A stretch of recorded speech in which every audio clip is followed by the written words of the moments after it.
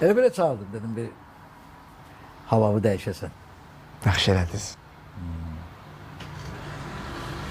Salam Rasim abi, necəsən? Aa Yusuf, xoş gəlmisən. Gəl, gəl. Necəsən? Yaxşıyam, çox sağ ol. Saçımı qıxdıracaqdım. Hə. Yaxşı eləyirsən. Gəl.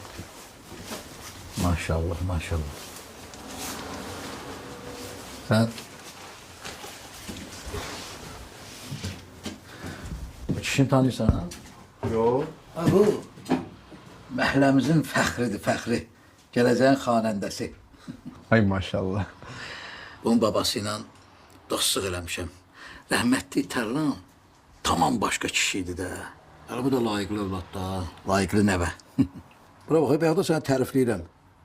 Bir dənə mahnı oxuya bilərsən, hə? Qoy Tural görsün ki, Bərbər Rasimin necə dostları var. Nə oxuyum?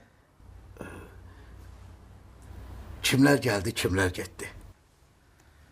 Kimlər gəldi, kimlər getdi bu dünyadan, bu dünyadan.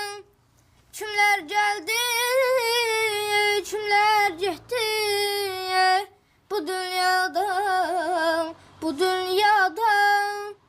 Arif anam, nakam getməz bu dünyadan, bu dünyadan. Arif anam, nakam getməz bu dünyadan, bu dünyadan. Hər dövranda bir gərdiş var, min rəng salar bu ruzigar. Hər dövranda bir gərdiş var, min rəng salar bu ruzigar. Hünər göstər, bir şey yapar bu dünyadan, bu dünyadan. Hünər göstər, bir şey yapar bu dünyadan,